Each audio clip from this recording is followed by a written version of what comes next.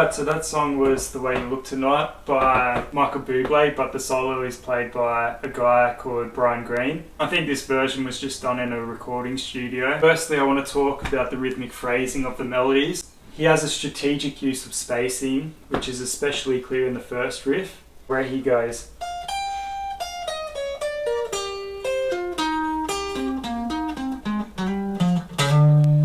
He could have easily just been like... that kind of thing, but instead he just leaves a few notes out, if you know what I mean. So it'll be like...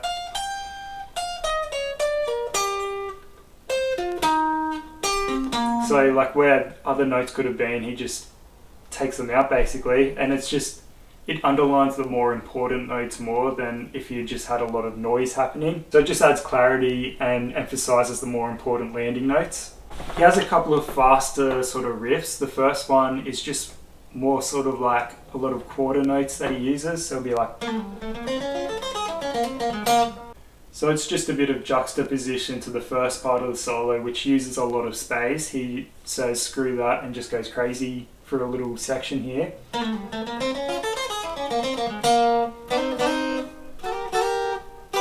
Bit of rhythmic repetition there, and then...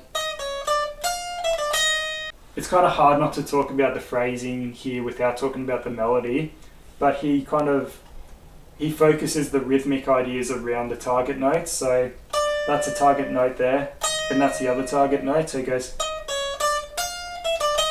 So that kind of like rhythmic idea is highlighting those important notes more. And then we come to the next sort of faster riff, which is more like the other one. It has more like emphasis on the melodic ideas rather than the rhythmic ideas, but it still has some interesting things going on where it goes...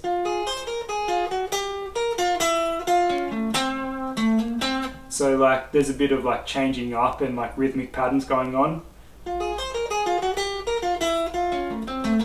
So it's just like cool syncopated rhythmic embellishments and patterns, and they're sort of interspersed within that riff, and it keeps the listener sort of on their toes. And so the solo finishes kind of rhythmically in a similar way to how it started, so just using a lot more emphasis on the spacing. And if you want to look like way too much into it, you could say that it's sort of like telling the listener that we've been on this journey together, and now we're finally back to where we began, sort of. So like at the beginning it's like...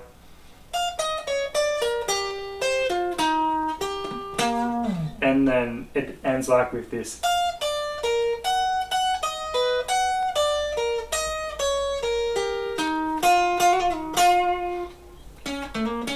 So like just kind of like slower pace, more kind of cruisy and just less chaotic. Alright, so now I guess we'll talk about the notes and the melodic theory. So there's a bit to get through with this. So there's a lot of enclosures around chord tones in this solo, and that's obviously very evident in the first sort of riff where it's like... It's almost like a sort of guitar exercise you might see where they're like... You know, where you just like skip certain notes and then...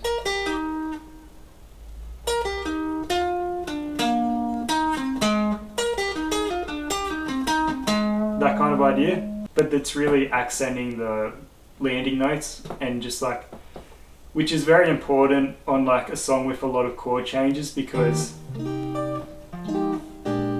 if you can sort of outline the chord changes as much as you can, it really just makes the song sound sweeter, I guess. So it always seems to end on a solid chord tone. The first riff ends underlining the third of B flat 7, so it goes to that chord there, it goes, ends there, which is good underlining of the chord changes. And then after that, assuming we're in the key of E flat major, the note that he sort of highlights is like it kind of changes the key a bit. So we go from that to more of a mixed Lydian sound where with the flat 7. So he goes... So that note there, it kind of like adds a bit more spice to the melody, and it's kind of like getting you ready for what's coming next, because what's coming next is a C7 flat 9. So it's kind of an unusual chord. So you go from there to it's leading you to a 2-5-1. And then this is where we have the first quick riff where it's like, so that note there is a flat 9 over the C dominant chord. So that's obviously making it a little more dissonant, but it's implying like a Phrygian sound. So, but it's also kind of like a good, he's taken advantage of like the dominant chord there, because you can do a lot of like exciting diminished sort of sounds over dominant chords. And then he's landing on the A flat there, which doesn't go with the C7 chord, but it does go with the next chord that's coming up, which is the F minor 7. And so he hasn't landed there yet, but it's sort of like getting the listener prepared for what's coming next. And then he has like a D flat minor triad, which is dissonant, but he sort of resolves it by doing an enclosure to the note just underneath it, which is that, which goes with the F minor 7. It's the 5th of that chord. So yeah, a couple of like 2-note chords.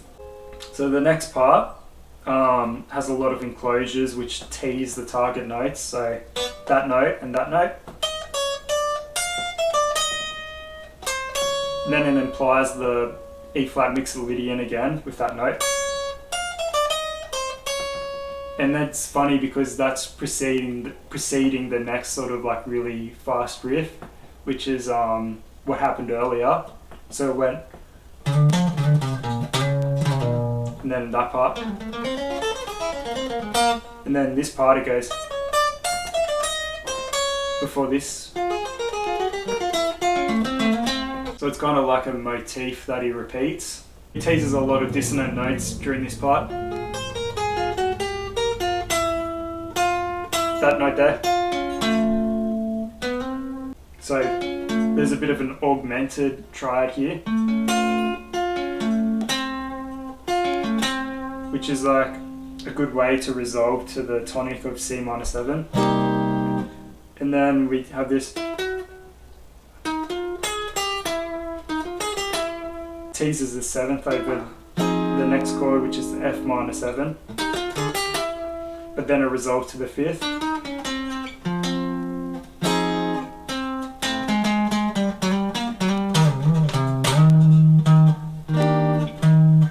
And then back to the tonic. And at the end here it goes,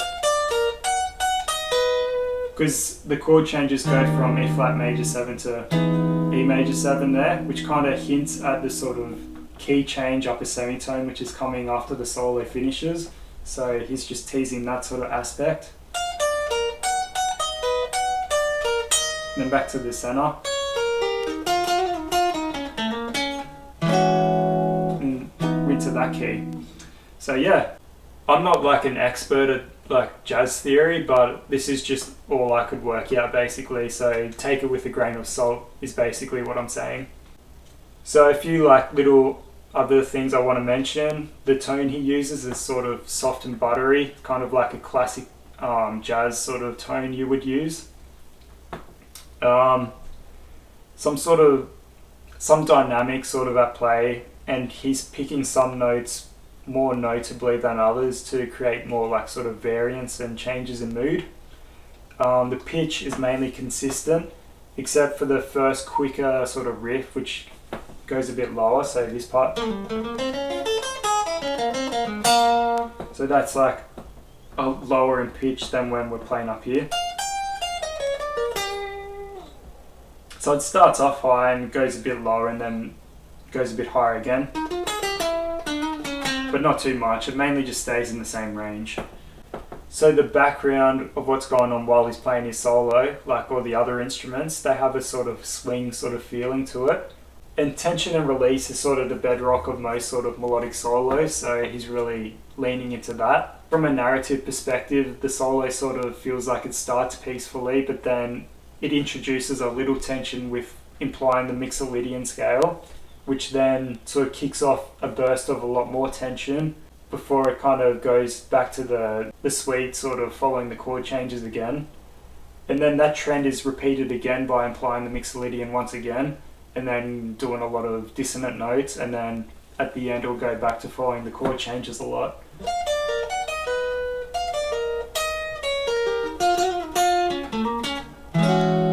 And the repetition of this is just sort of driving home the narrative of the solo, which I think is sort of starting off at home, kind of nice feeling, then introduces a lot of tension, you kind of don't know what's happening, and then we return to bass at the end. That's the heart of this solo, I think, anyway. So yeah, that's everything. That might have just been a whole lot of nonsense I talked about. Like, I don't really know what I'm talking about, but this is just the way I sort of interpreted this solo, so hopefully you got something out of it. Yeah, that's the video, and thanks for watching.